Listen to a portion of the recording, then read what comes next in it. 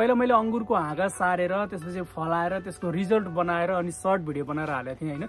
तर त्यो चाहिँ दाठ भन्ने अंगुर त्यो भित्र दाना हुन्छ नि त्यो वाला थियो। अनि त्यस सर्ट भिडियो भएको कारणले मैले त्यसलाई कुन टाइममा सार्ने कसरी सार्ने भनेर फुल्ली एक्सप्लेन गर्न पाएको थिइनँ। आजको यो भिडियोमा चाहिँ म यो दाख हैन यो यसपालि चाहिँ अर्कै खाले यो हरियो खाले अंगुर हुन्छ नि मिठो खाले त्यो अंगुरको हाँगालाई कसरी सार्ने कुन टाइममा सार्ने भनेर त्यसको रिजल्ट सहित नै यो भिडियो बनाएर हाल्दै छु। सबैभन्दा पहिला त पुसको महिनामा हामीले यो अंगुरका हाँगाहरू ल्यायौं। यो अंगुर चाहिँ त्यो पहिलाको जस्तो दाख वाला अंगुर हैन, हरियो खाले त्यो मिठो खाले अंगुर हुन्छ नि त्यो अंगुर हो। त्यही भएर हाँगा नि अलि फरक किसिमको छ यसको। अब यसलाई कटिङ गर्दाखेरि चाहिँ 2 अथवा 2 भन्दा बढी आँखलाहरू राखेर कटिङ गर्नुपर्छ। हाँगाहरू धेरै ल्याउनु भयो भने 3टा अथवा 4वटा आँखला राख्दा पनि राम्रो हुन्छ, तर थोरै छ भने 2टा आँखला राखेर काट्दा पनि हुन्छ मैले जसरी नै। अब पहिला मैले गुलाफको हाँगा सार्दाखेरि पनि भने जसरी नै यसको माथि चाहिँ टेप बान्दिनु पर्छ। यो टेप बान्नुको रिजन चाहिँ के हो भने हामीले तलबाट पानी दिन्छौँ अनि माथि त्यतिकै छोड्दिने हो भने माथिबाट पानी उकल्छ एक त, अनि अर्को चाहिँ माथिबाट सुक्न सक्छ के यो। त्यही भएर चाहिँ माथि टेप बान्दिनु पर्छ। मजाले टेप बान्दिनु होला माथि सबैमा टेप बाँधेर सकिसकेपछि गमलामा माटो हालेर रेडी गर्नु होला। यदि तपाईसँग गमला छैन भने यसरी बोरामा माटो हालेर पनि गमला बनाउन सकिन्छ, तर बोरामा माटो हाल्दा चाहिँ तल छेडेर पुवाल चाहिँ पार्नुपर्छ है, नत्र भने पानी जम्मा हुन्छ त्यो चाहिँ बिर्सिनु हुँदैन। अब अघि रेडी गरेको हाँगाहरूलाई एटलिस्ट एउटा आँखला चाहिँ माटो भन्दा तल जानी गरेर गाड्दिनु पर्छ सबैमा। एउटा आँखला माटो भन्दा तल जाओस् जुनबाट चाहिँ जरा पलाउँछ र एउटा आँखला माथि बसोस् जुनबाट चाहिँ नयाँ पालुवा पलाउँछ।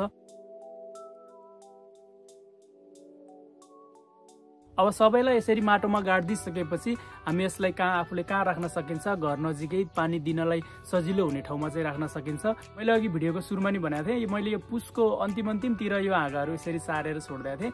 अब अहिले वैशाख लाग्यो भने चाहिँ लगभग 3-3.5 महिना जस्तो भयो होला।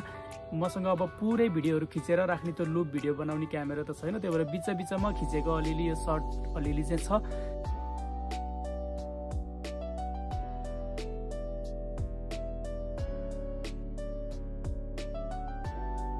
यसरी पालुवा थोरै पलाउँदै अहिले यो वैशाख लगभग 3 महिना क्रस हुँदा चाहिँ यसरी राम्रोसँग पालुवा पलाइसकेको छ।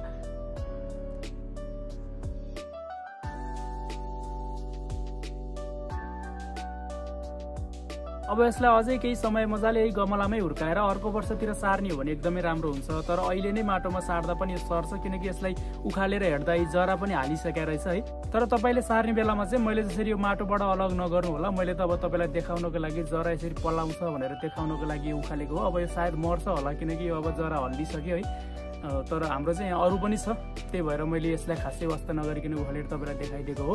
अब यसरी नै यसलाई माटो नहल्लिने गरेर सर्लक्क माटोमा लगेर रोप्न सकिन्छ। यदि यसलाई अर्को वर्ष सार्ने हो भने त जराले मजाले माटो समाइसकेको हुन्छ, त्यही भएर खासै टेन्सन हुँदैन, माटो सर्लक्क निस्किन्छ होइन जरा सहितै। अहिले चाहिँ अब त्यस्तै मजाले जराहरू पलाइसकेको छैन नि त, भर्खर 3-4 महिना हुँदैछ। अहिले चाहिँ अलिकति नसर्न पनि सक्छ, त्यही भएर मैले चाहिँ अब यो भिडियो अलि धेरै नै समयपछि हुने भयो भनेर अहिले नै अब हतार गरेर बनाइहालेँ। यसको रिजल्ट अझै म अर्को भिडियोमा नि बनाउँला। तपाईहरूले पनि यसरी नै सजिलोसँग अंगुरका हाँगाहरू ल्याएर अनि सार्न सक्नुहुन्छ। त्यति धेरै गाह्रो लागेन मलाई चाहिँ। मैले पहिला दाखको बनाउँदाखेरि त्यो मात्रै हो कि जस्तो लागेको थियो, तर यो अरू अंगुर पनि हुँदो रहेछ, जुनसुकै हुँदो रहेछ। जस्ट हामीलाई हाँगा चाहिँ चाहिन्छ। यदि कतै अंगुर खेती गरेको देख्नुभयो भने त्यहाँबाट नर्मली 2-4वटा हाँगा त लिएर आएर सार्न सकिहालिन्छ। यो हाँगा सार्नलाई सजिलो पनि भयो है, अनि बिउबाट उमारेको भन्दा योबाट छिटो फल्छ क्या। अब जस्तो अर्को वर्ष लगेर यसलाई सार्दिने हो भने त्यसपछिको वर्ष चाहिँ फल्न थालिहाल्छ।